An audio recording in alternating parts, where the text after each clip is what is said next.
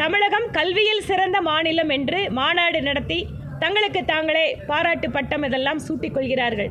ஆனால் பள்ளி, குறிப்பாக தமிழ் வழியில் படிக்கின்ற குழந்தைகளுக்கு இன்று பள்ளிக்கூடங்கள் மூடப்படுகிறது.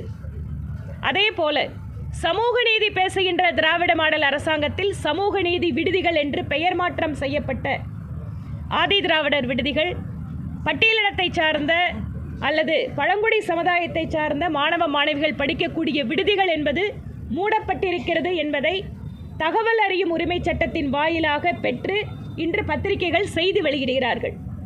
சமூக நீதி மாடல் அரசு என்பது ஒருபுறம், சமூக நீதி மாடல்ல இருக்கக்கூடிய விடுதிகள்னு பேர் பலகை மட்டும் மாற்றிவிட்டு சமூக நல விடுதிகளை எல்லாம் இன்று மூடிக்கொண்டிருப்பதுதான் இவர்களுடைய சாதனை.